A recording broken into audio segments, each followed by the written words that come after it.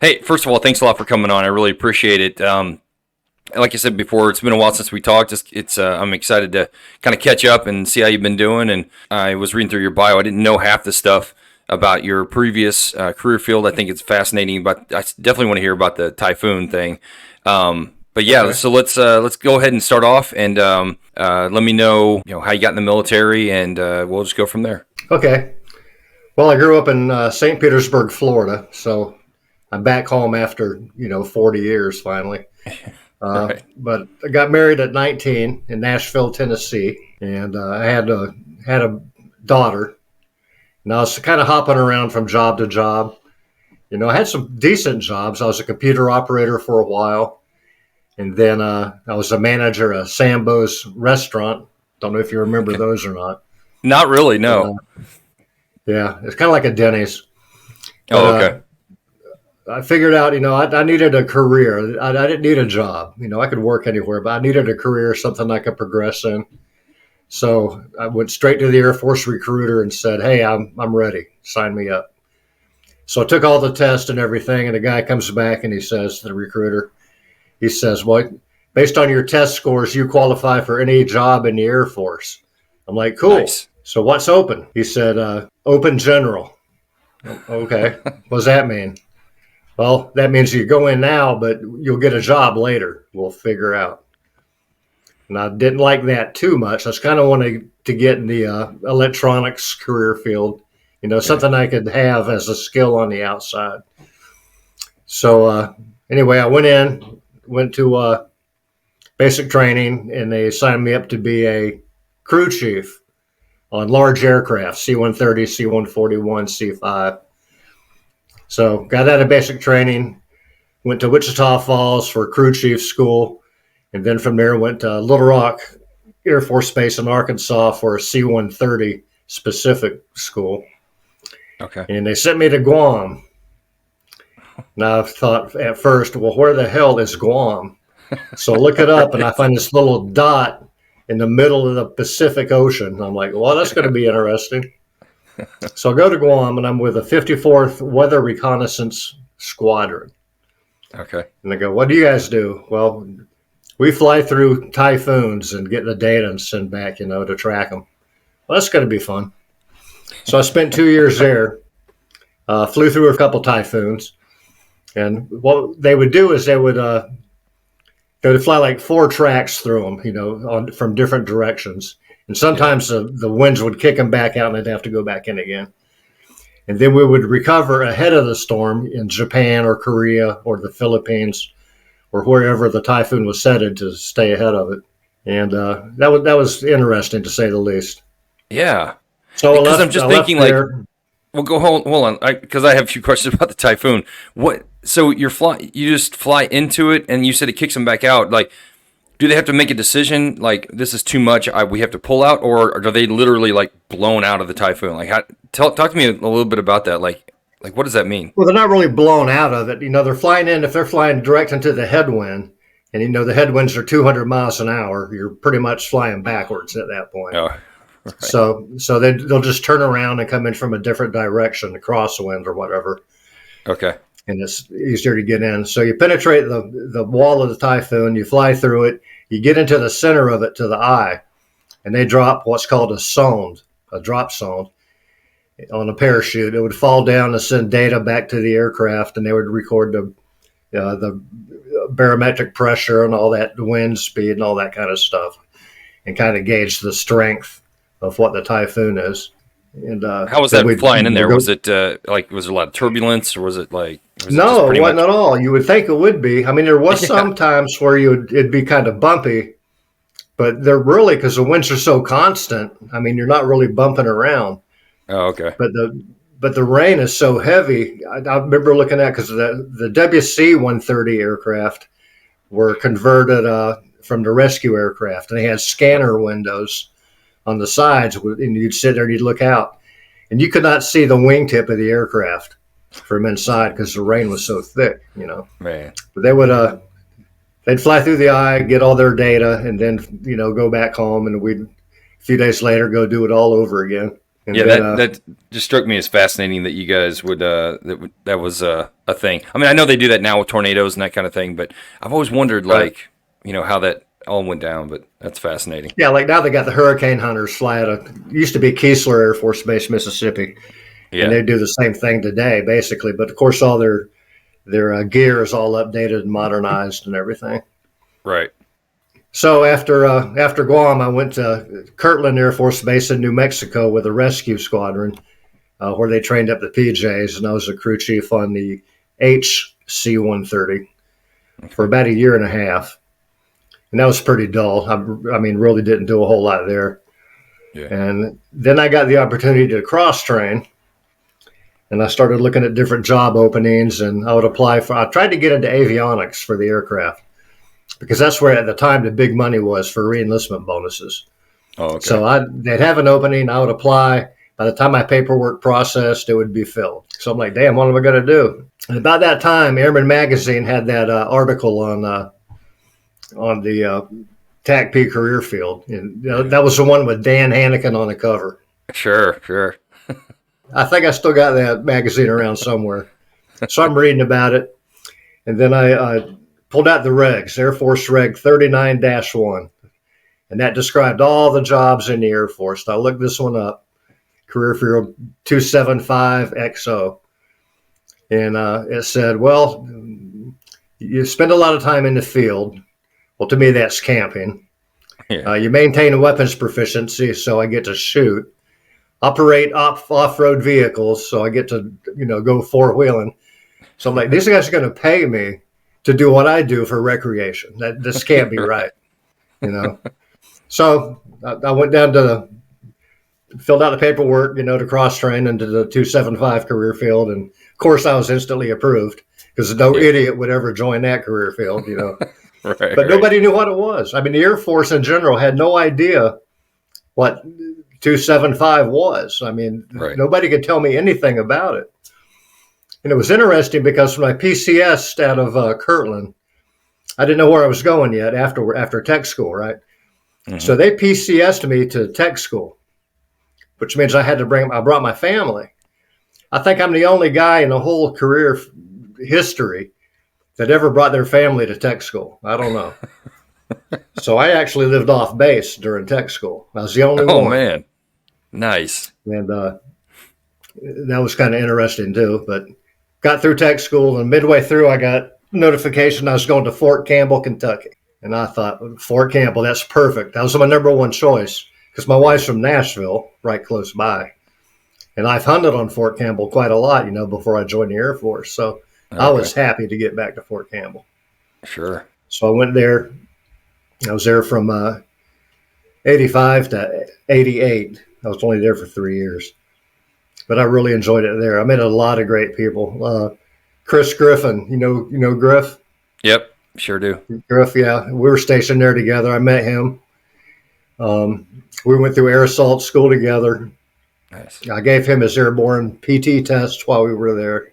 Okay. I was there when his daughter Megan was born, and now she's like 40. That's crazy. How the time goes by. Right. And Tommy Ray was there. A lot of guys, and unfortunately, a lot of them have passed away. It's been a long time. Yeah. We've lost a lot of great people, but Fort Campbell was fun. And then I went to Korea from there. Yeah. Spent a year in Korea, and then back to Texas. 712th ASOC. I was there when we deployed to Desert Storm. Okay. And then from there, I went to Alaska. I was 5 years in Alaska with the 3rd ASOS. And I loved it there, too, of course. Yeah. Yeah. If you're an outdoorsman, this is a perfect place to be. Oh, yeah. And today I go to like Aldi's to buy salmon and pay like $12 for a little fillet. Right. And in Alaska, we'd fill up a boatload, not knowing at the time we had probably a couple $1,000 worth of salmon every time we went fishing, but we didn't think nothing about it. Right. It was cool. And then from there back to Fort Bragg, where I spent the remainder of my career. I was there from 97 to 04 when I retired. Then after I left Bragg, I retired and I went to Avon Park Ranch, and I've been there ever since. Been there, be 21 years in March. I've been at Avon Park, Wow. doing my range ops thing, and it's been great. Yeah. Yeah, I remember we used to come down there quite a bit and work at Avon Park, and you were like facilitated a lot of our training down there. I remember that was. I think Avon Park's a great range. I mean, that's one of the best It is. training ranges I've ever been to. I mean, the freedom of movement and the flexibility and the ability to conduct realistic live training. I mean, it's second to none. I mean, frankly, I think. Yeah. When I got there was only two of us. It's weird how all that happened. What happened was the rescue guys that, right before that, guys that owned the range, it was Moody Air Force Base. It was the 347th Rescue Wing on Okay. Avon Park Range. Well, the Air Force, in its infinite knowledge, decided to take those guys and move them from Air Combat Command to AFSOC, Air Force Special Ops Command.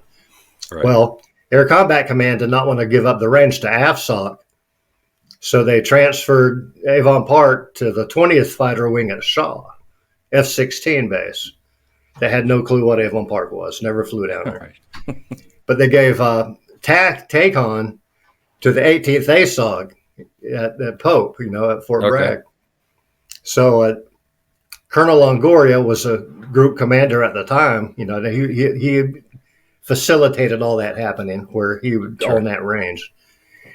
And when I heard that, I went straight to him. I go, "Hey, Colonel, I want to go to Avon Park. I want to be your superintendent at Avon Park."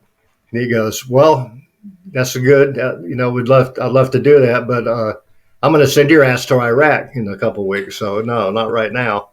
I Right. said, "Okay, well, we'll discuss that when I return from Iraq."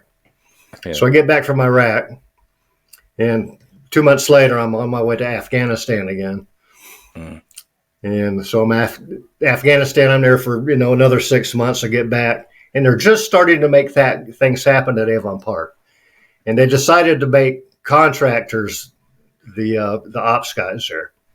Okay. So they already hired one guy. They had one more opening. I applied for it, and I was hired, and moved on down there. The day I showed up to work, the other guy they hired quit the same day. So it was just me by myself, for a while.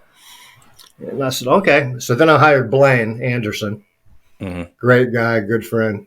And he passed away in 2006. He had a gallbladder removed, and then he had some kind of blood clot from that, he died from that, which is unfortunate. Yeah. And then a couple of months later, I hired Matt Griffith, who I still work with to this day. He's been there almost as long as me. So between me and him taking care of the ops stuff, we've been to just about every range in the world, me and Matt. And we saw how they did things, and we didn't like the way they did things. Right. You Yeah. had so much administrative crap to do, you couldn't really train like you wanted to. Right. So we put an end to that. We said, all right, you guys come here and train. We will be your admin. We will oversee what you're doing to make sure you're complying with all our rules and all that kind of stuff. But we're going to stay out of your way. We don't need you to call us every 30 minutes for a radio check. Right. You guys go train. We'll monitor in the background. If something's up, we'll let you know. And we've been doing that ever since, and it's worked out great. And all of the units are getting the word now after we got there. And we started getting really, really busy. Matter of fact, we've got stuff on the calendar all the way through next year already. I believe it. Units wanting to come down. So it's been great. The troops love it. We love it. They get the training they need, and everybody's happy. Yeah. I mean, it really is great. Like you said, the realism is what attracted us to it. You could go down there. It's almost like a 360 range. I mean, wherever you are, you can control CAS, anywhere else on the range as long as you're being safe. It seemed like, and it was just, It just seemed the most realistic training we could get aside from being actually in combat, Right. And I think we're the only range that I know of in the whole world that has a drop zone on the impact area. Right. Where you can jump into the impact area, parachute in, and go hot as soon as you hit the ground. Yeah. So I mean, that's pretty cool. Wouldn't you say that like a lot of other ranges could do that? They just don't want to put in the work to like do EOD clearing and COXO removal. I mean, you can do all that. You can prepare it properly.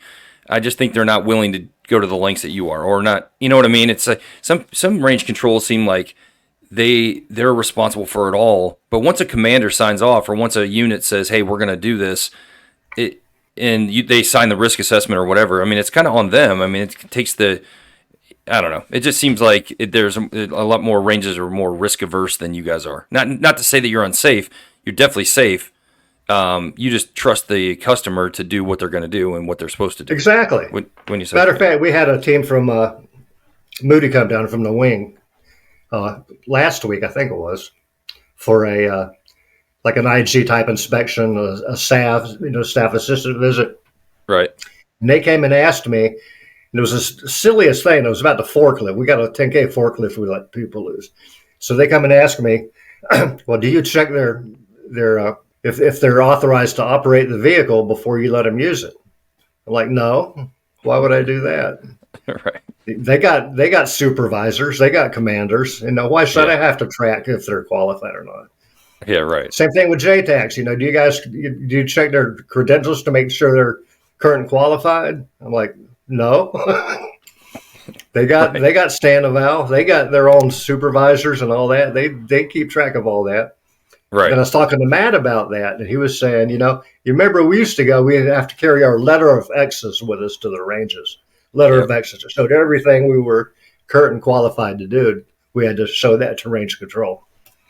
Well, we don't do that. I don't know if we should or not, but haven't done it for 20 years. So well, like you said, there's an overarching commander or NCOIC who is in charge of that group. right. They're telling you that their guys are good. I mean, what else? If I show you a piece of paper that says we're good, that's the same thing as me telling you we're good. I mean, it's like exactly. It's still he could have gen that up before he got there. So taking the guy at his word or unit at their word, I mean, I think that's key. But yeah, right. And the majority of the time when guys come to train, it's because they're not coming just to train. They're coming because they need to knock out some check rides. Sure. So they're going to have instructors and evaluators with them. Right. Doing those check rides. So we know they're good. We're not worried about it. No, I love that range. I always did. I always loved going down there. And then we try to do a lot of different stuff down there. I know the 18th ASOG would do, I can't remember what they were calling it, but yeah, that was Dragon Challenge. That's when Marty Klukas was the CEM at the group that came down. Yeah, that was awesome. Hit land nav and shooting the whole works. Yeah, it was great. Did you want to back up? You mentioned you went to Desert Storm with the ASOC. Did you want to talk about that at all? Like, I find it interesting how that would have all worked. Were you routing aircraft to people downrange, or how was that all? How did that all break down? Well, let me back up a little bit more before that. Let me go back to Fort Campbell. Okay, yeah, definitely. Tommy Ray and I went to Avon Park Range in 1987 with a couple of Special Forces ODA teams. Okay. And at that time, there was no such thing as a JTAC or an etac. Everything was officers, it was the BALOs and all that. But we came down with these two teams, and we were kind of working, how can we integrate the TACP guys with the special operations guys? So we were at Avon Park, and we went over, pretty much everything, about all the whole, you remember the old tax ags, the big old wire chart that showed all the echelons and all that. Yeah. And the communications process and how you get air, because airplanes just don't magically appear for you to work. There's a process you got to go through. Yeah. So we kind of taught them how to do that. And they didn't really do close air support so much then. It was more terminal guidance, what they call it, TGO, terminal guidance operations, where they go out, scope out a target, lays it for the aircraft, and that was all pre-planned and everything else. Right. So that's how we first started discussing having TACPs with the Special Forces dudes. So fast forward to Desert Storm. 712th ASOC deploys to King Khalid military city in Saudi Arabia.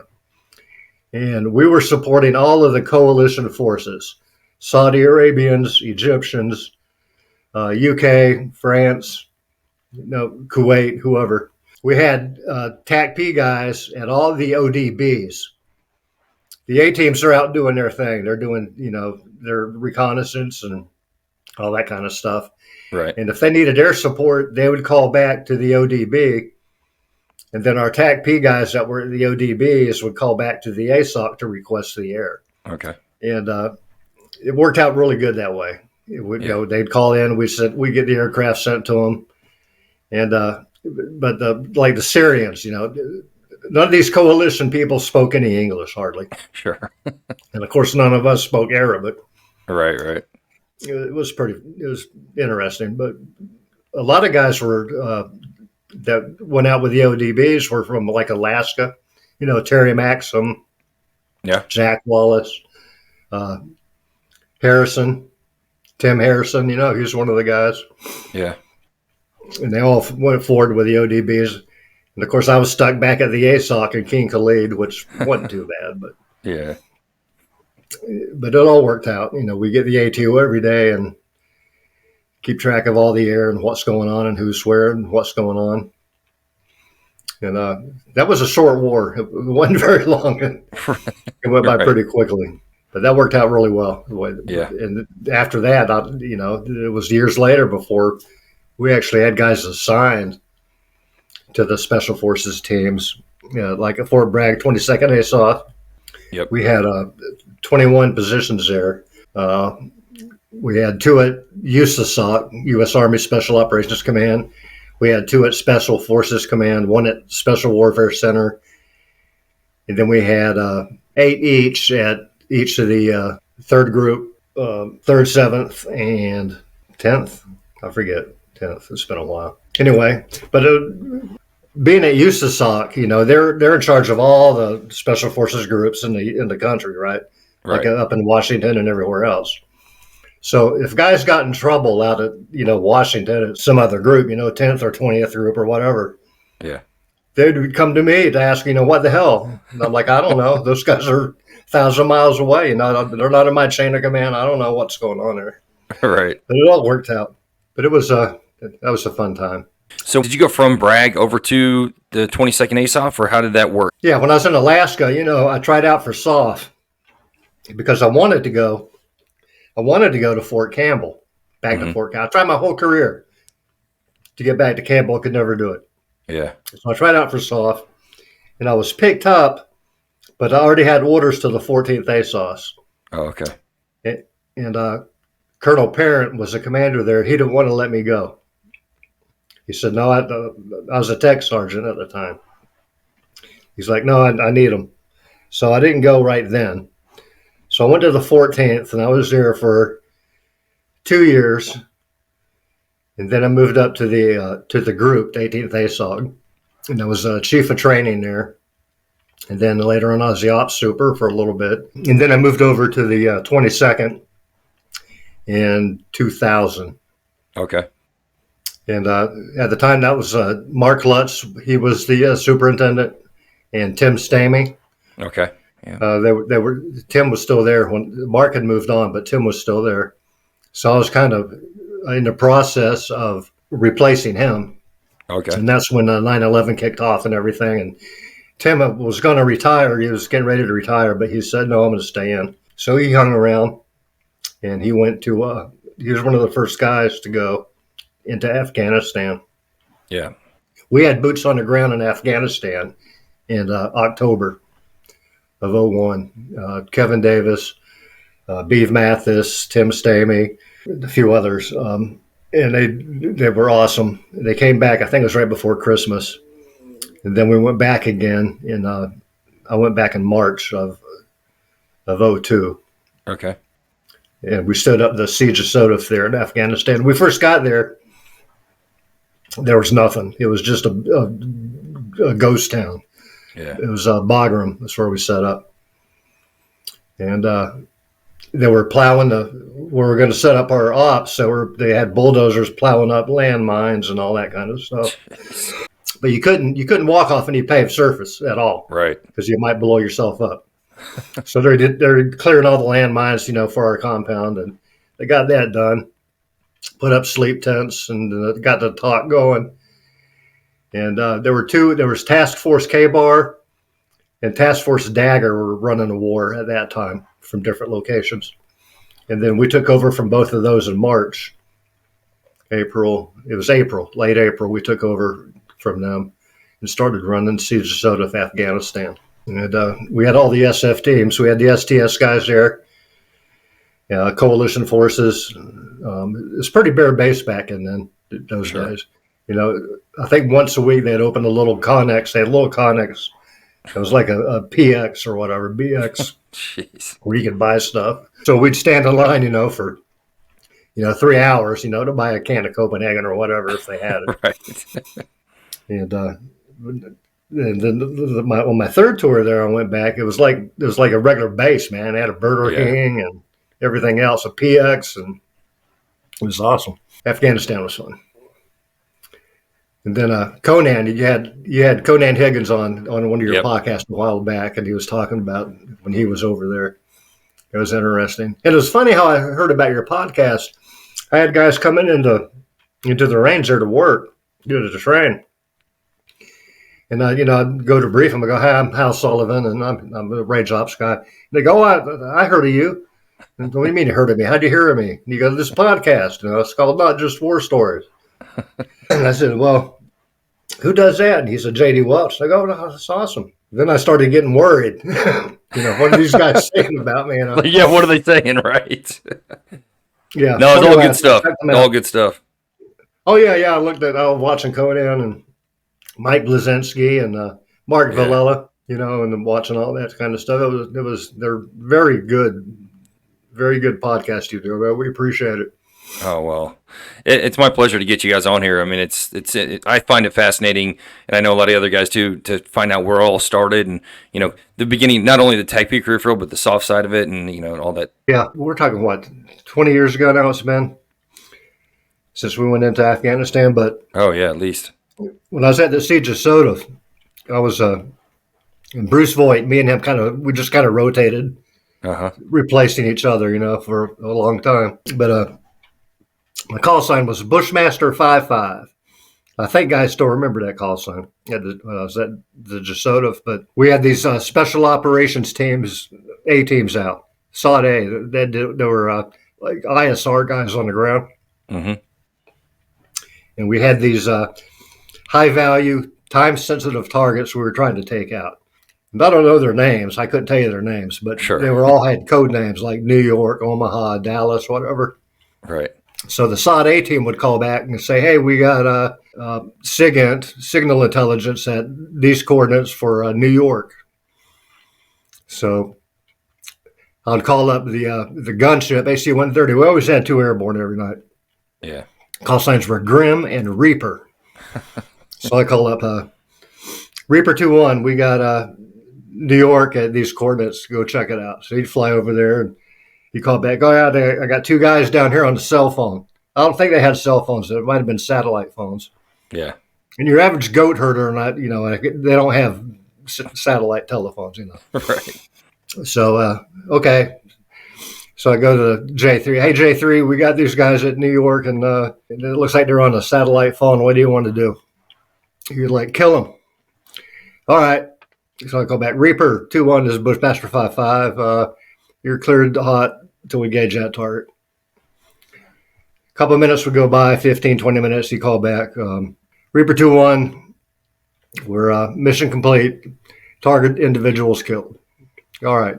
And next day, of course, I'd get the written, the SIR rep would come with a pilot report, whatever, would come back over the network. And I'd read it and it'd say, Reaper 2-1 expended 32 40 Mike HE rounds on those two targets. I'm like, holy cow, man. There's not enough. You can't even get DNA to figure out who they are, after that. Yeah. They didn't mess around. But I couldn't believe the firepower they put on 2 dudes on the ground. And that was normal. I mean, that was like routine. Right. Yeah, we were just talking. I was just talking to Scott Loescher, and he was talking, and also Jim Lurk, and they were talking about how they Winchestered a gunship in one of their missions in Iraq, and people don't quite understand what that takes. I mean, they carry so much ammunition, but then they expend a lot too. They make sure that it's thoroughly executed. Yep. And we get the like the fourth SOS. They come out to the range all the time and work with the guys on the ground, and it's fun. I live only like 2 miles from the range there, so Oh, I can nice. hear every little aircraft, on range every night, which is pretty cool. Did you want to talk anything about? You mentioned that, and I don't know if they still do this. I know people still go to the competitions. I think they started them up again. But I always found it such a fun time to go to the competitions, the Yeah. worldwide competitions. You went to 5 of them, which is phenomenal. You want to talk about any of those experiences, like what years you went, or Yeah. how Yeah. it changed over the years, or the different events? Yeah.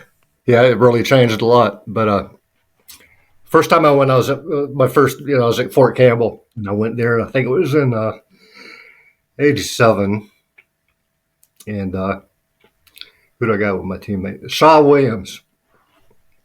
Nobody knows him. He kind of just disappeared. I don't know whatever happened to him. I Yeah. think he did one tour, got out. But anyway, him and I went as a team one year. And that was my first experience there.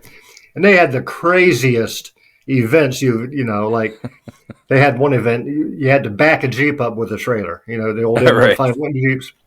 Another event, you had to change the tire on a Jeep for time. You had to Yeah. change the tire, put everything back. And I'm like, man. Of course, they had the standard cast test and the rug march and all that kind of stuff. Yeah.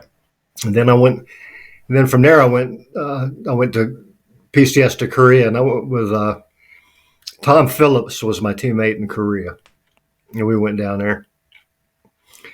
Never did really well. I mean, we did okay, but we Yeah. never placed in anything. None of us. And then after that, I went to Texas, Bergstrom. Me and Blue Banks went as a teammate he was my teammate out of Texas. Same thing, we did about middle of the field. Hmm.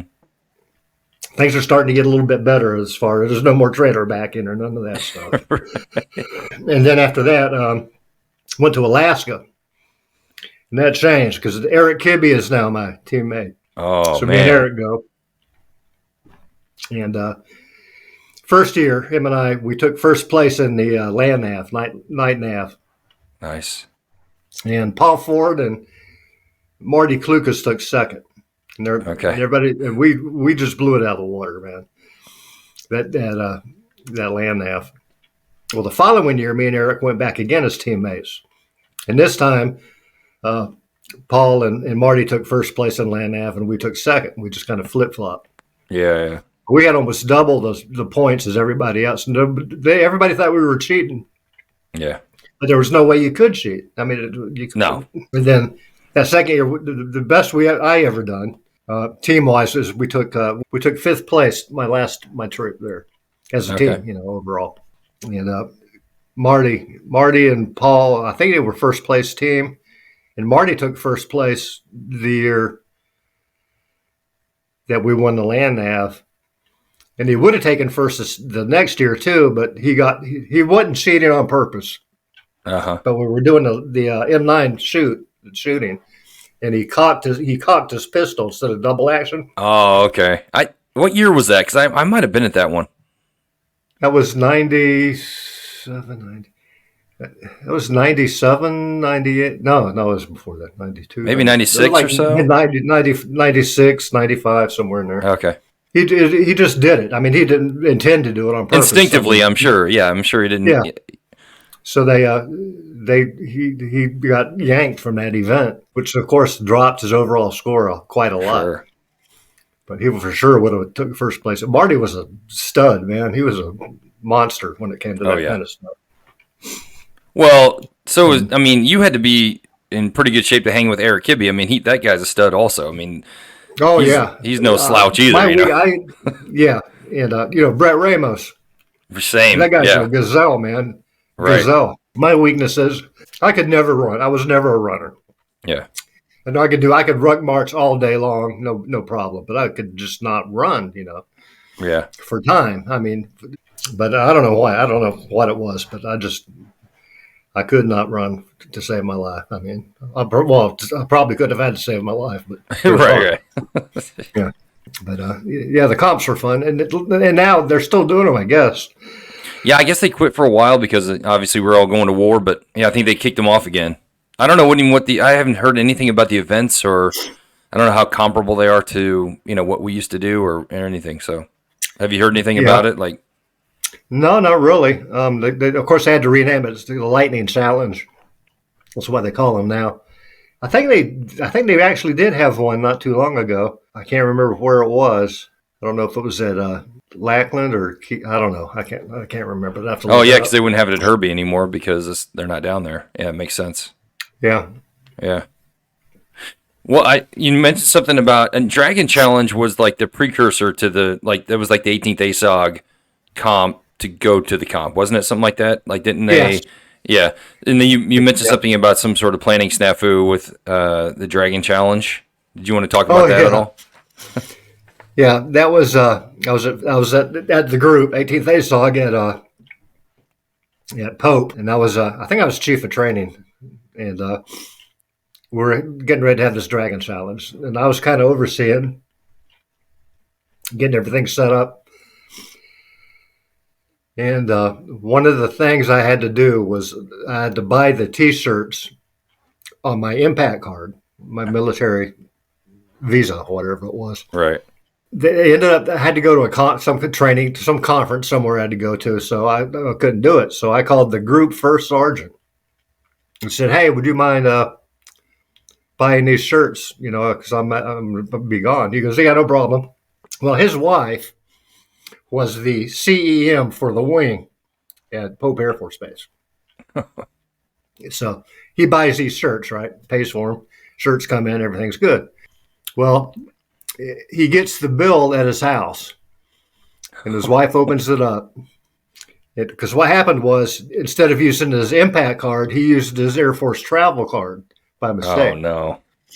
So they put him on his travel card. And Gary Parks, he was the one that hooked me up with this good deal. Uh-huh. He had an affiliation with a business that had a good deal on these T-shirts. So I went with him, and that's where we got them. Well, the name of this business was called House of Dolls. So his wife gets a bill on his travel card for a couple $1,000s from a place called House of Dolls. So now what do we do? So Yeah. we got the payment reversed. We got it turned off, and he goes to pay for it on his impact card. It's denied because it's an inappropriate business. So now there's letters being written, commanders making telephone calls, and then finally we got it straightened out. But that was kind of strange. Yeah. Yeah, it was. We laughed about that for a while. I'm sure that first sergeant wasn't laughing too much, but we thought it was hilarious. No. That's awesome.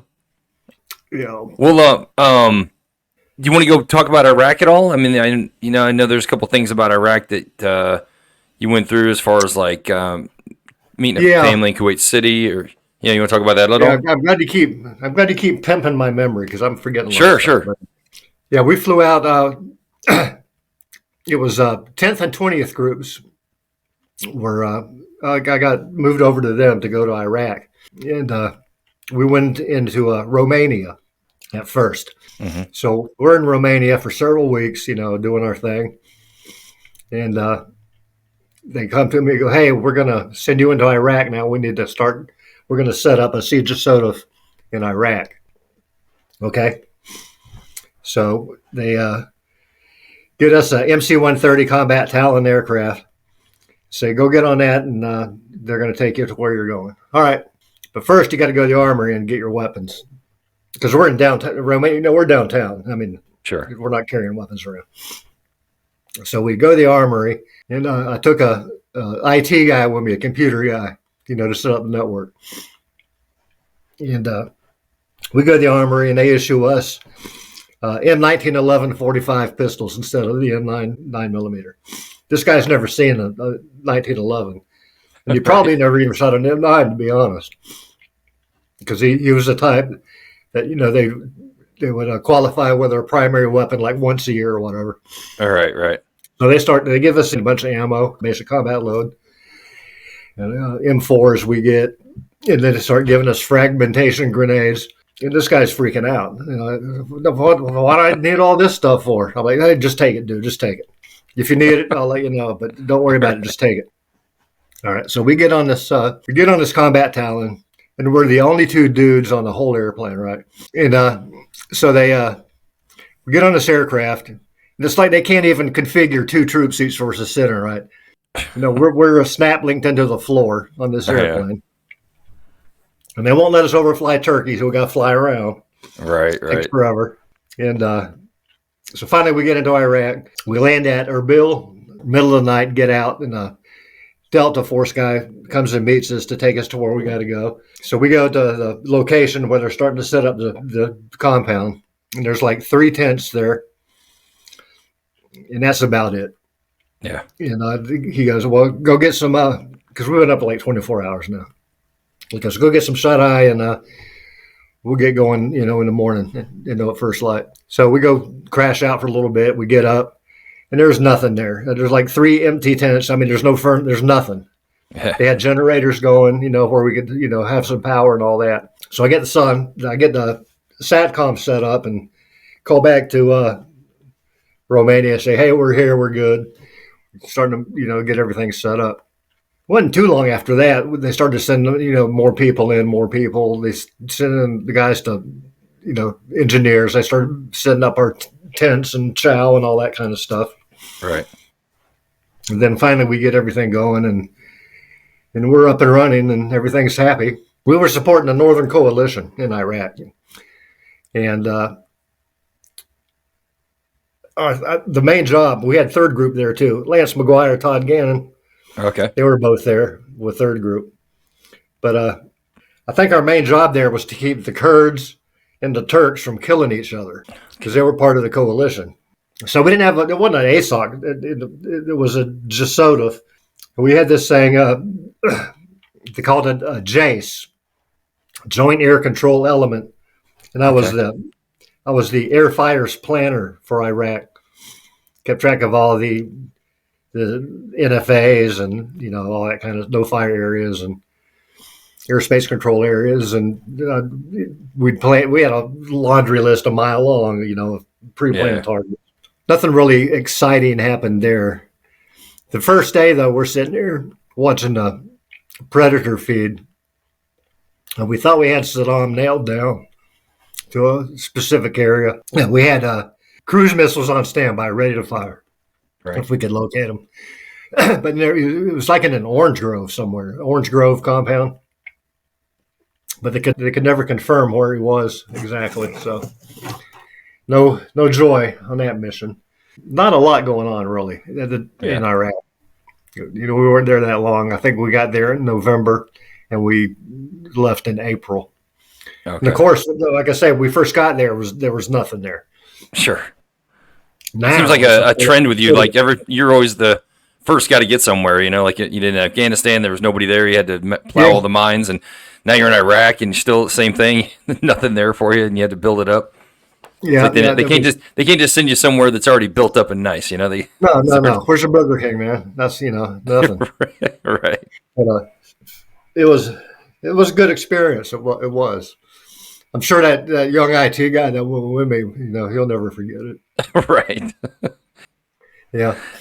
Tell me about this. You met a local family in Kuwait City? Yeah. That was one of my most memorial experiences. It was a day or two after the ceasefire. I meet another guy. His name was Wilkie. We decided to drive to Kuwait City, check things out. So we're up in Kuwait City, driving around. And it's a complete ghost town. I mean, there's nobody out. There's nobody. No vehicles. There were all the buildings were pockmarked, from small arms fire. There's abandoned Soviet tanks, at every street corner. Yeah. So all of a sudden, out of nowhere, this sedan comes up to us. We're kind of, concerned about it. But it turns out it was a family. It was a man, his wife, and he had 2 little kids in the back seat. And they motioned for us like, they wanted like a memento. They were a Kuwaiti family. And well, I got none. Well, I had a patch. on my shirt pocket. And I went to take it off.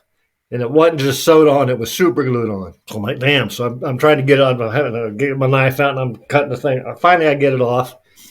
And I'm in the passenger seat. So I hand it to Wilkie in the driver's seat to hand it out and give it to him. And they said no. They wanted me to personally give it to him.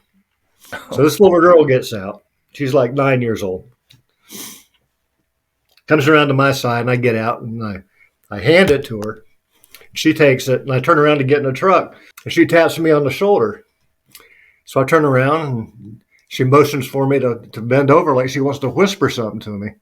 So I bend down, and she kisses me on the cheek, and then turns around and runs off back to her family. Wow. And I thought, man, that was something that I still get emotional, to this day. That's awesome. See, that's the thing. It's like we had... you have a bunch of stories, we all have these stories about, combat and training and whatever else, but like those kind of things right there kind of make it all worth it. You know what I mean? Like, and it's all worth it anyway, but you know what I mean? It's like, that really hits it home. Like the importance of what we do, that right. Just those people are so appreciative. That's amazing. Yeah. That's an amazing story. Yeah, in Afghanistan, I remember, we got there, it was a ghost town, and the logos were out, the logos, they wouldn't come out. They wouldn't go anywhere. Well, after we were there for a while, we noticed, kids are out, going to school and going back to their normal lives. And one time, I think it was Afghanistan, we're out in the middle of the desert, out in the middle of nowhere. And there's a Bedouin camp probably half a mile away. We're sitting there watching it. And we see this little black speck, kind of leave the Bedouin camp, and it's kind of coming towards us. We're watching it. Look at that. And it's a little kid. He's probably 5 years old. He walks all the way from the Bedouin camp to where we are, and he wanted some food or something. So we gave him, some MREs. That's all we had. So we gave him some MREs. And he would turn around and start to walk back to his Bedouin camp there, and he would drop one. He'd reach down and pick it up. And he would say, "Yes, yes, Bush. Yes, yes, Bush." And he'd turn around and walk a few more steps. And then he'd drop another one, reach down, pick it up, turn around. "Yes, yes, Bush. Yes, yes, Bush." But, the kid, he couldn't have been more than 5 years old. It was amazing. Yeah. Yeah. So tell me about this, something about a remark over SATCOM. Oh, about Jaguar 08. What was that about? Well, I was in the SOF monitoring the net there, and we didn't have no fight going on, but the Brits did. The Brits were having a mission going on. And one of my friends, Tony Tarondo, STS guy, call sign was Jaguar 08. Well, he calls in, to AWACS, was in charge of everything. He calls into the AWACS. Yeah. "Hey, I got an artillery piece being towed up the side of this hill. Can you send me a gunship so we get rid of it?" AWACS denies it. Okay. Well, by that time, the gunship is overhead. They call into the AWACS. "Hey, we got this artillery piece on the side of the mountain here. We'd like to engage it." AWACS denies it again. A couple hours later, Jaguar 8 calls back up. Same thing. Denied. Well, this went on for 14 hours. I've listened to this for 14 hours. This is going on. They're trying to kill this artillery piece, and AWACS is like, denied. Did they give a reason why they denied it? No. I don't know. They didn't give a reason, no. At least not over the network I was on. Sure. So anyway, I got so pissed off. I picked up the damn handset, and they're monitoring this at the Pentagon and everywhere. Right. And I go, "Hey, this is Bushmaster 55. Let Jaguar 8 do its job, or we might as well just go home." It wasn't 3 seconds after I unkeyed the mic, my phone starts ringing. And surprisingly, I thought, here we go. Yeah. So the guys, I don't know if it was 10th Mountain or who was running. Anyway, some colonel calls me up. "Hey, was that you that just made that announcement on the?" I go, "Yes, sir." He goes, "We shouldn't do that." He goes, "I understand, you're frustrated, but that's probably not something you want to do over this network." Well, looking back, he's probably right. Maybe, yeah. But I'm gonna go. Look, sir, this is bullshit. We got this target. We kill him now, or they're going to shoot us tomorrow with it. Right. He goes, yeah, he wasn't mad at me, Yeah. like I thought he would be. He agreed with me, but he goes, no, this is not our fight. This is the Brits. I go, okay, roger that, sir. And enough was the end of that. Did they ever shoot it or no? No, not that night anyway. No. I think a couple days later they might have taken it out. The rules of engagement to me were just plain stupid. They made no sense. I mean, you almost had to have a lawyer right with you to call in an airstrike. Right. Because you couldn't do anything. I mean, these guys were in a firefight, right? The Taliban, they go run into a building and they stop shooting. So, we tried to call in an airstrike on it and they're denied. Why? Are they shooting at you? No, but they were a minute ago. Yeah, but they're not shooting at you now, so you can't engage. Come on. Yeah. There's that blows my mind. Like, they were shooting a minute ago. Then just because they're not shooting now doesn't mean they're not going to shoot again. Like we've still been engaged by them. I know. It's just craziness. Yeah. Before we deployed, we'd have to take an ROE test. It was a written test we had to score 100% on to make sure we understood the ROE, which we did. We understood it, but we didn't agree with it. But at least we understood it. Well, do you want to talk about the Scud observation platform? Oh, yeah. That was a Desert Storm. We get over there, right? So we're all set up. We lived in MOP 2 for weeks and weeks. So we're in MOP 2 every night trying to sleep. And we get these Scud alerts, Scud missile alerts. And everybody jumps up, goes to MOP 4, and goes in a bunker. Yeah. Until it's all clear. Well, this goes on like 2-3 times every night, right? So we're doing this 2 or 3 times every night for weeks on end, and we're getting that was bullshit. Yeah. So after a while, we built this porch, I guess, kind of a thing out next to our tent there, and the bunker was right next to that. So after a while, we get these alerts. We just go stand on that. We started calling it the Scud observation platform. We just go out there and stand around in MOP 2 with all our stuff and watch the Patriot missiles shoot down the Scuds because we're just fed up with it. Sure. So we had a good fireworks show watching that. They never shot anywhere near us. I mean, we were at King Khalid KKMC. We had Patriots right there. Yeah. And they were always shooting over our heads. Is what the problem was. So we were in the line of fire, but the targets were always further away, somewhere else. Okay. Yeah, I always talk to guys. I've talked to a couple guys now that were in Desert Storm. I missed it by a couple of months, but it just living in MOP gear just seems miserable to me. I mean, I couldn't imagine. And like, not only that, but like just weeks and weeks and weeks of like just driving through the desert, hanging out in the desert, no showers, no, just, oh man, couldn't have been fun. Yeah. In the MOP gear, your training MOP gear, you'll train with, it's all clean, you wash it. But the real stuff, charcoal.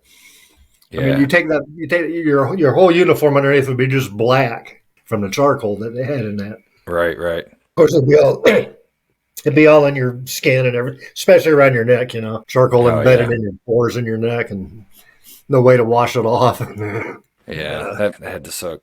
I missed the initial invasion into the second Iraq in 2003 too. So I know all those guys were in MOP gear then, and I was just sitting in Afghanistan, I didn't get to go on that one, but so I kind of missed all that MOP gear stuff because I didn't go to Iraq until like 2006 or something like that. So I didn't. It was by that time there was no chemical threat or anything, so kind of got out of it. Right. But, I mean, you had all your gear with you, but we didn't have to wear it. But yeah, anyway, that's just MOP gear and chemical weapons, and that's a mess. It's one thing I never did like. One time we're having the I think it was Air Combat Command. They came to the group to do a SAV at the group 18th ASOG.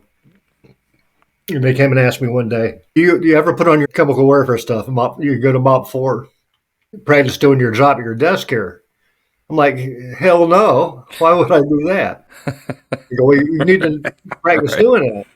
They go, look, we deploy with the Army to the field all the time. Yeah. And we get plenty of training time in mob gear, believe me, where we don't need to do Right. it station at our desk, you know. Isn't it funny how kind of like out of touch they are with like what guys like you did back then? You know, guys like, it's just so odd that they would even mention that or say that, you know? It's like, I do that plenty, dude. I don't need to do it here at the desk. Got it covered. Yeah. They were having an EDRI, not an EDRI, that's the Army term. The wing at Pope was having a deployment exercise where they do their bag drag and all that stuff, go through the processing line. That was right before all the guys were going to to Afghanistan in October of 2001. And the deputy group commander, or DO, he called, you know, I saw an email where he said he needs all personnel to report to that processing line, you know, like in 2 days. So I call them up and I go, hey, sir, my guys just did this for real. I mean, they're deploying in a few days. Right. They don't need to practice. And he says, well, I promised the wing commander I'd have everybody there. I'm like, okay, sir, no problem. So I didn't even tell the guys. I never even told them about it. You know, I just said, you know, I did tell Colonel Longoria, I go, look, sir, you know, this guy, he called and told me to have my guys at this processing line. That's bullshit because they're deploying. And even if and plus they had scheduled range time to zero weapons and stuff like that. So you want me to pull them off a range of zero weapons because they're going to war to go do a practice bag drag? I said, no, I ain't doing it. He said, well, he goes, that's your call. And he agreed with me. Yeah.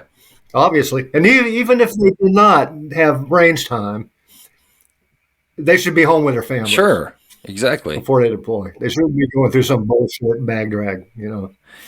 So, and like you said, they just did it. Anyway, so like, why would they, you know, they're going to get their gear back out, drag it over here and, you know, do it again. They're already prepared to go. They don't need to go to some Air Force dog and pony show, you know, No, exactly, man. They had their orders cut. They had all their crap done, all their affairs in order, you know. They didn't need to play around with that. And I mean, correct me if I'm wrong, but they probably weren't going to deploy in the Air Force mechanism anyway. They were going to go with their Army unit and do the Army thing anyway. So like, it's almost negative training for them to go do a duffel bag drag in the Air Force chain or their, you know, that line, because that's not how they deploy. Right. They wouldn't even do that in the first place. Exactly. Yeah. Crazy. Huh. That's what happens when you're stationed on an Air Force base instead of an Army Fort. Yeah. You don't put up with that. You don't have to deal with that stuff if you're at Fort Campbell or, you know, Fort Hood or wherever you are. Right. You know, you just do what you got to do. Yep. I'm up here. I'm at my deer camp. Oh, okay. You guys get anything? Yeah, my brother, he got a couple 8 points. I've been kind of lazy this year. I just kind of drive around in the woods and, you know, have fun. Sure. But it's freezing cold today. I mean, normally it's in the 70s. It's been all week. It's like 30 today. Oh, really? Jeez. Not quite used to it. Northern Florida. Yeah. You know, Luke Page. You heard of Luke Page? Yep. Luke Page. He was a 17th STS TACP guy. He's from here. He's from this little town called Maine, and he knows a lot of my family. Or a lot of my family knew him, and it's kind of strange, you know. Of course, he passed away a couple of years ago from cancer. Right. It was horrible. It was tragic. What a small world, though, that he knew that he was from there, and he knew your family. Yeah. Matter of fact, I went to a service here. 17th STS guys had a bunch of guys come down and attend that, and that was pretty awesome. Of course. Yeah, what a tragedy. That was, I mean, I guess I didn't know him at all, but some of the guys were talking about it, and it was just like out of the blue. Like it just was unexpected. Like this guy was a stud, and then just just kind of hit him. It's horrible. Yeah, I forget what he had, what specific cancer he had, but he beat it. He beat it, and he was good for a couple of years, and then it came back. But yeah. Yep. Well, man, I appreciate it. Can't thank you enough for taking the time to come on and do this. I really appreciate it. Well, it was my honor. And I look at the guys you have on this podcast. I'm like, man, how do I even compare? See that's the thing. That's why you do, because awesome. A lot of guys say that, and a lot of guys are humble, but everybody I've had on has been integral in some way. No, you're definitely one of the guys I wanted to have on. I appreciate it. Yeah, me too, man. I enjoyed it very much. Thank you. Okay, buddy. Yep. Appreciate you.